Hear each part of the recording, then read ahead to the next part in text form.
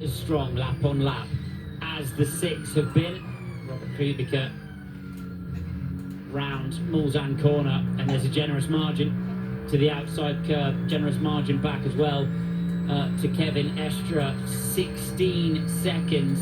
It would only take one little error, wouldn't it? He wants to defend against that if he possibly can. The carbon fibre nose tells a story for the Inter-Europol competition car, which will cross the line in one of the closest LMP2 battles we've seen in years. Completely wilting in the final hour of the race. We'll cross the line 1 minute and 20 seconds clear of the VDS by Panis, and I bet they cannot believe it.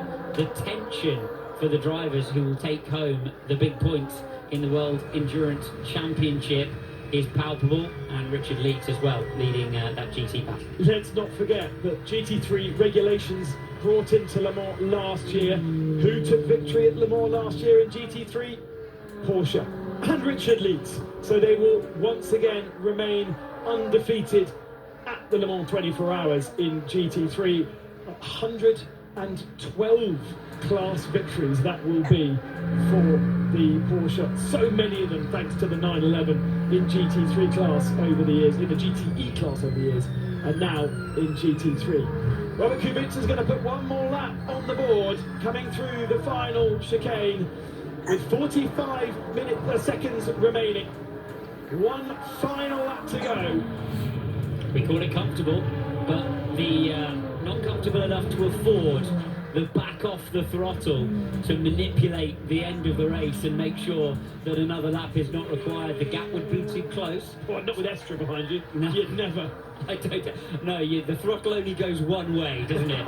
with Kevin Estre behind you, and I think that Robert Kubica's throttle only goes one way as well. 9% of energy is right at the limit, isn't it? That will be capable to make it to the flag. Capable, but tighter than you would want. Although Lena's engineer, the maths say it's fine. Lena's comfortable with 8%.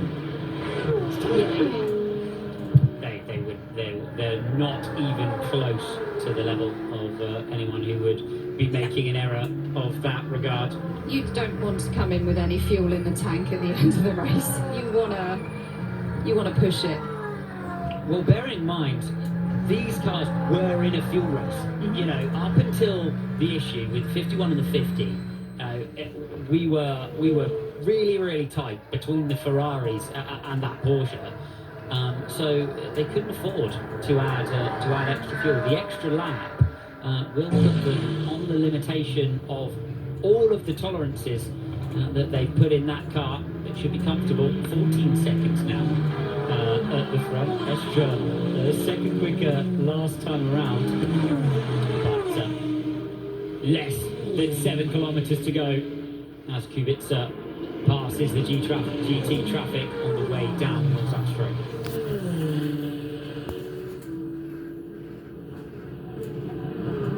Still not really backing off. Still not taking it comfortably.